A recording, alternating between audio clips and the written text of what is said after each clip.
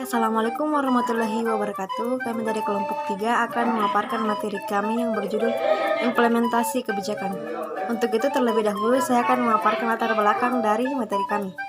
Implementasi merupakan salah satu tahap dalam kebijakan publik. Implementasi biasanya dilaksanakan ketika sebuah kebijakan dirumuskan dengan tujuan yang jelas. Atau dengan kata lain, implementasi adalah suatu rangkaian aktivitas dalam rangka mengantarkan kebijakan kepada masyarakat sehingga kebijakan tersebut dapat membawa hasil yang diharapkan. Maka dari itu kami dapat merumuskan beberapa rumusan masalah. Yang pertama yakni pengertian implementasi kebijakan publik. Yang kedua, model implementasi kebijakan publik, dan yang terakhir aktor pelaksana kebijakan publik. Assalamualaikum warahmatullahi wabarakatuh. Perkenalkan, nama saya Lailiati Ba'diatil MG dengan NIM 105611121119. Di video kali ini saya akan menjelaskan pengertian dari implementasi kebijakan publik. Implementasi kebijakan publik merupakan salah satu tindakan untuk mencapai tujuan yang telah direncanakan sebelumnya terhadap pengambilan keputusan, atau dengan kata lain, implementasi kebijakan publik adalah tahapan penting dalam realisasi kebijakan publik secara komprehensif. Model Van Meter dan Van Horn. Model pertama ini adalah model yang paling klasik.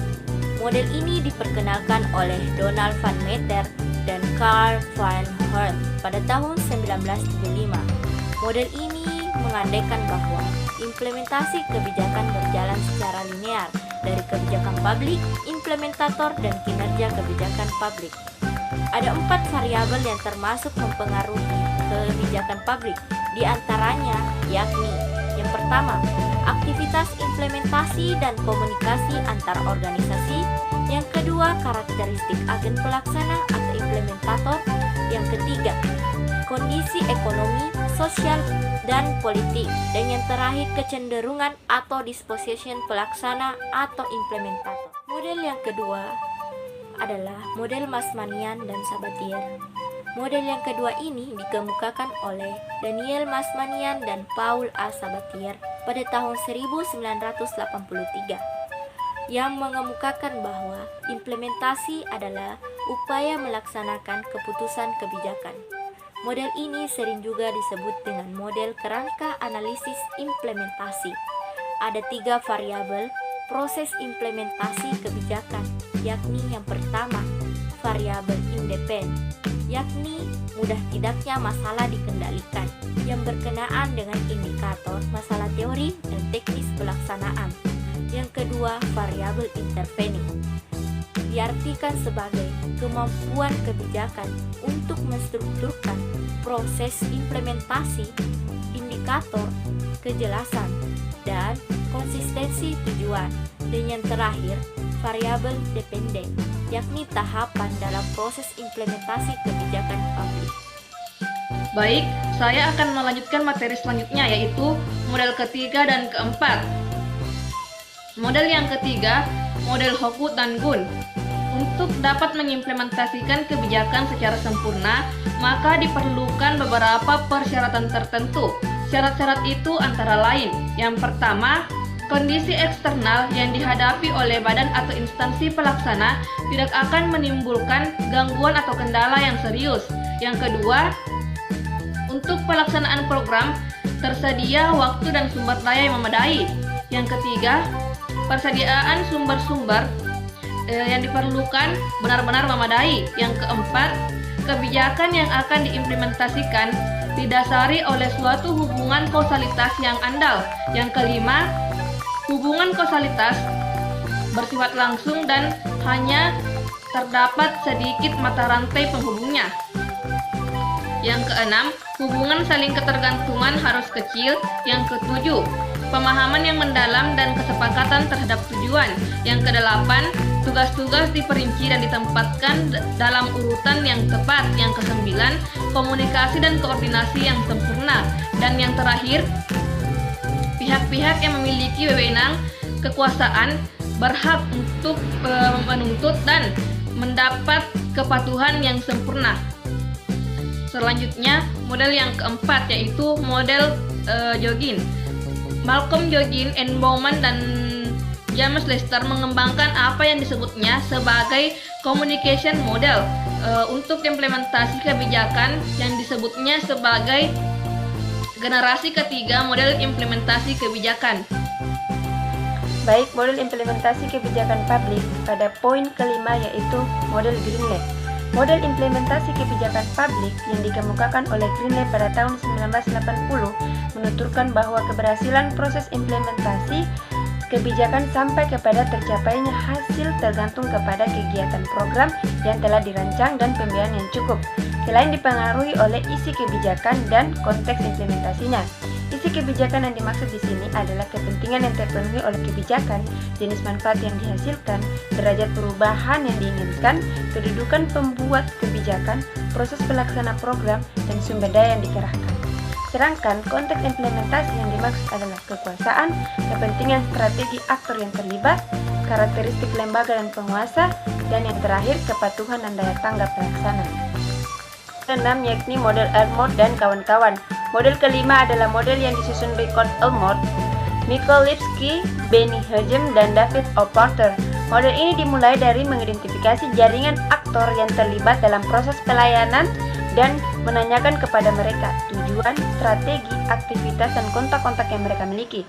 Model implementasi ini didasarkan pada jenis kebijakan publik yang mendorong masyarakat untuk mengerjakan sendiri implementasi kebijakannya atau tetap melibatkan pejabat pemerintah, namun hanya di tataran rendah. Oleh karena itu, kebijakan yang dibuat harus sesuai dengan harapan, keinginan publik yang menjadi target atau kliennya, dan sesuai pula dengan pejabat eselon rendah yang menjadi pelaksananya. Kebijakan model ini biasanya diprakarsai oleh masyarakat, baik secara langsung maupun melalui lembaga-lembaga nirlaba kemasyarakatan lainnya. Lanjutan nomor 7, model Edward. Model Edward 3 tahun 1980 menegaskan bahwa masalah utama administrasi publik adalah lack of attention to implementation. Dikatakannya, without effective implementation, the decision of policymakers will not be carried out successful. Yang ke-8, model Namakura dan Swalwood. Model Namakura dan Swalwood menggambarkan proses implementasi kebijakan secara detail. Begitu detailnya sehingga model ini relatif relevan diimplementasikan pada semua kebijakan. Model ke-9 yaitu model jaringan. Model ini memahami bahwa proses implementasi kebijakan adalah sebuah kompleks of interaction proses di antara sejumlah besar aktor yang berada dalam suatu jaringan. Aktor-aktor yang independen. Interaksi di antara para aktor dalam jaringan tersebutlah yang akan menentukan bagaimana implementasi harus dilaksanakan. Permasalahan-permasalahan yang harus dikedepankan dan diskresi yang diharapkan menjadi bagian yang penting di dalamnya. Selanjutnya 10, model Maitland. Richard Maitland mengembangkan sebuah model yang disebut dengan model matriks ambiguitas konflik yang menjelaskan bahwa implementasi secara administratif adalah implementasi yang dilakukan dalam keseharian operasi birokrasi pemerintahan.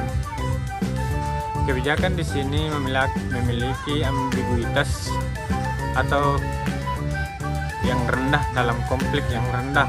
Implementasi secara politik adalah implementasi yang perlu dipaksakan secara politik karena walaupun ambiguitasnya rendah, tingkat konfliknya tinggi.